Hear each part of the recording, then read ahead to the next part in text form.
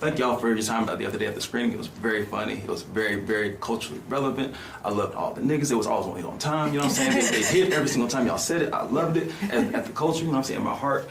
So first things first. Do y'all like scary movies? One-on-one. Do you enjoy watching scary movies? You know what's funny is like growing up, I always say this all the time. My sister was an avid scary movie fan, and she was my babysitter. So we grew up literally watching scary movies to the point where they stopped being scary and they just started being funny. So now most of them, except for like the spiritual ones, I think we all are unanimous in that. Yeah.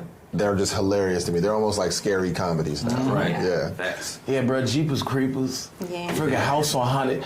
Yo, just Tales from the Hood. Tales from the Hood. Tales from the Hood. And just like that at the end, they're like, say fun. And what is the actor's name? He died. Rest in peace to him. He was oh my God. What's his name? Anyway, the guy that played the maid. This ain't no funeral home. It ain't the metronome neither. Yeah. Welcome to hell. He rips his shirt off and he turns to the thing, and then you see them like convulsing and burning. That was hilarious. It wasn't supposed to be. You know, an actor did a good job on every time you see them in person, they still scare you. Oh yeah. You know what I mean? It's He's got those eyes. Like Candyman too. Candyman, you always Very scary. No, we never said that 3 times in America growing up. Never. Still ain't doing that right now. Right. The blackest person that y'all know in real life. Oh, Just who? man. In the realest life. Who is this? You know what? I think what we learned from this film is that you can't quantify blackness. Okay. The notion of that is kind of wild.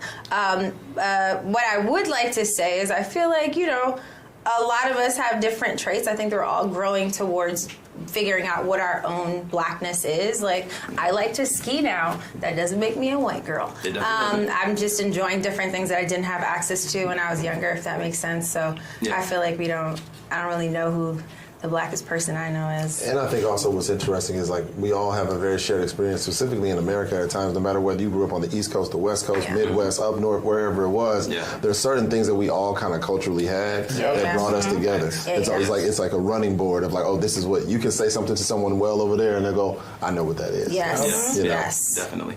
And this was such a poignant time to release this type of movie too on Juneteenth weekend. Like, this is going to set us off for this weekend across America. Let's go. Everybody going to have a good time. They're going to be smiling. They're going to be laughing. You know what I'm saying? It's going to be something you can take a date on, or your family, your friends. Take both. Take everybody. Take everybody. The whole group chat. Yes. The whole group chat. Family reunion. I'm curious though, like with a movie like this and releasing it at this time, was that intentional? And what is the intention behind bringing black people together to see such a cool and relevant film? Yeah, we put Juneteenth in there because it wasn't always like a thing. Yeah. It became a thing, I think, around 2019, 2020. 2020. Yes. Yeah. It's my birthday, and until 2020 was my birthday, and then all of a sudden people were like, oh, it's Juneteenth. But we wanted to put that in there because we were like, it's just a cool way to bring these people together. And then shout out to Lionsgate because they took us seriously, and they were like, what if we started to brand Juneteenth for the movie as well, to release it. So, and I know a lot of people that are going on Monday to go see it. Yeah. There's like saving it for actual Juneteenth to go with friends. Work on Monday, so exactly. That's universally off. And could I ask, if y'all were the killer in a movie, what would your killer's name be in that movie? Ooh, that's good. Karma. Ooh. Can't nobody beat that. That's tough. That's crazy. I like that. That's karma. You got me sweating now. Okay. I don't know if anybody else had any, but I don't know right now. Okay. Karma was too good. That was good. Speaking of, I just kind of want to reflect, just because we're the Black Wall Street Times, we love to talk about the culture. Do y'all have any specific memories of Juneteenth celebrating it yourselves?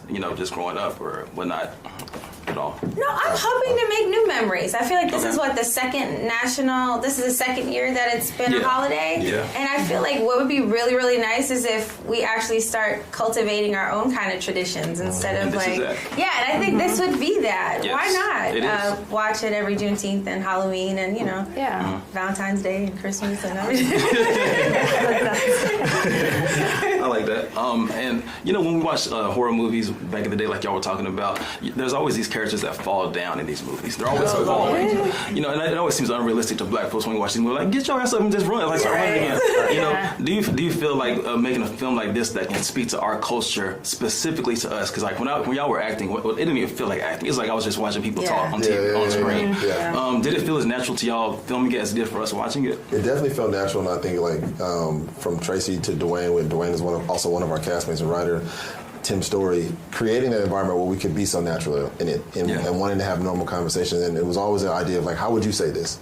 Right? Like, I know what's on the page, but then what would you say? Yeah. How would you say it? So then we all could lean in naturally to what our isms are and become these characters so that the conversation would flow. Improv was really much a part of it, so that that way it would just become that conversation that people see on screen. Yeah. And I think that's why people laugh with it. I think that's why people relate to it, because you are watching your friends have a conversation, and we are doing in the movie what we yell at the screen to try to stay alive. Right? That's the difference. That's what we was doing in there. We was doing it in there. We did exactly what for decades we did when we watched by ourselves, or like what we said in group chats, or what we said to our friends, or what we yelled at the screen. But now we're all doing it together. It's such an interactive experience. I can't wait till everybody sees it on the 16th. Yes. And Tracy and Dwayne have their finger on the pulse and the culture. So already on the page, it was just, you know, easy. With the actors mixed up with it was just perfect. Came out flawlessly. And just that idea of like, you know, there's jokes that people will see. There's one joke, and I won't give it away, but we literally call out things that happen where